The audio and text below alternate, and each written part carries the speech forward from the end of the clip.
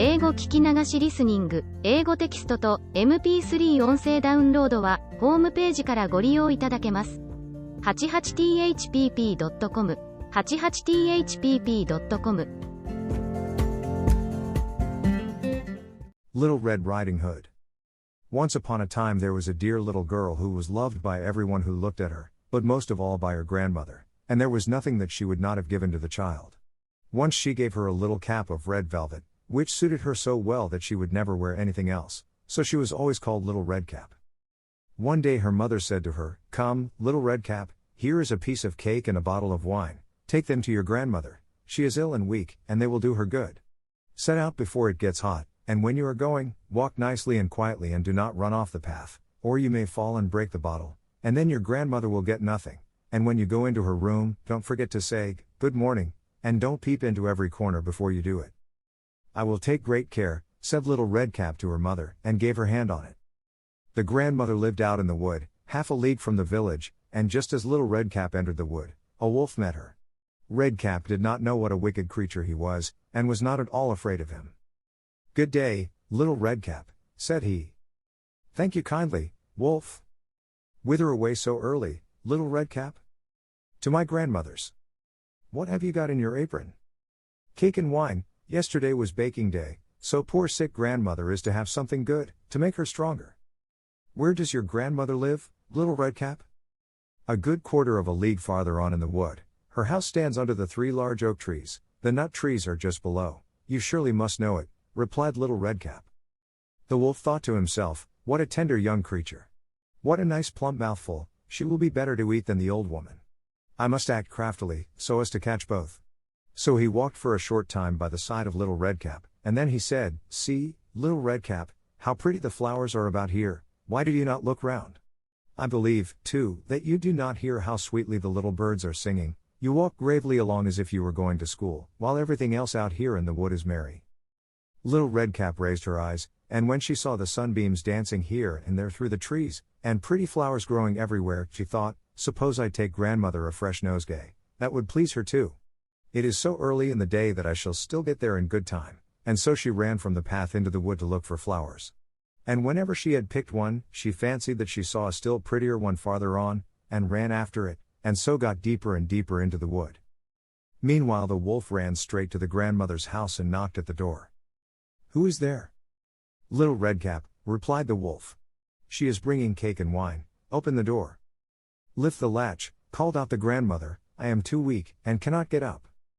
The wolf lifted the latch, the door sprang open, and without saying a word he went straight to the grandmother's bed, and devoured her. Then he put on her clothes, dressed himself in her cap, laid himself in bed and drew the curtains. Little Redcap, however, had been running about picking flowers, and when she had gathered so many that she could carry no more, she remembered her grandmother, and set out on the way to her. She was surprised to find the cottage door standing open, and when she went into the room, she had such a strange feeling that she said to herself, "Oh dear! How uneasy I feel today, and at other times I like being with grandmother so much." She called out, "Good morning," but received no answer, so she went to the bed and drew back the curtains. There lay her grandmother with her cap pulled far over her face, and looking very strange. "Oh, grandmother," she said, "what big ears you have." "The better to hear you with, my child," was the reply. "But, grandmother, what big eyes you have," she said. "The better to see you with, my dear."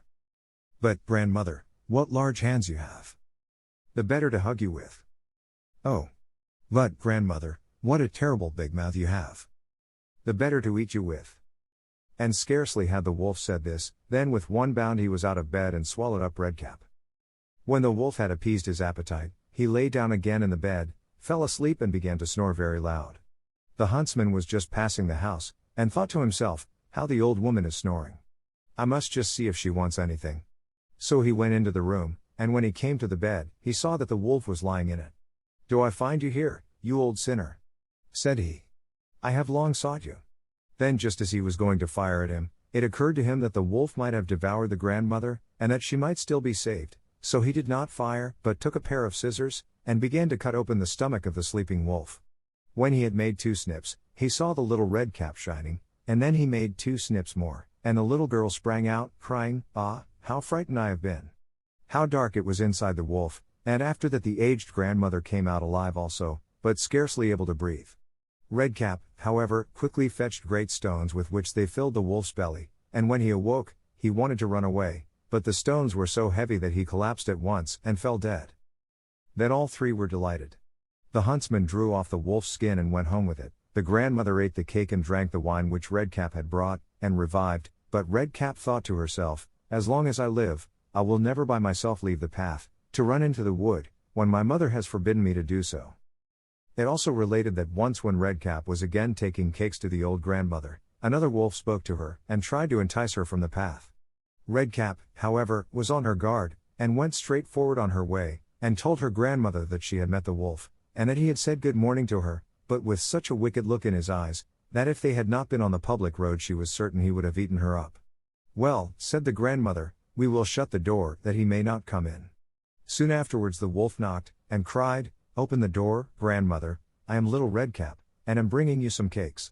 But they did not speak, or open the door, so the greybeard stole twice or thrice round the house, and at last jumped on the roof, intending to wait until Redcap went home in the evening, and then to steal after her and devour her in the darkness. But the grandmother saw what was in his thoughts. In front of the house was a great stone trough, so she said to the child, "Take the pail, Redcap, I made some sausages yesterday, so carry the water in which I boiled them to the trough." Redcap carried until the great trough was quite full.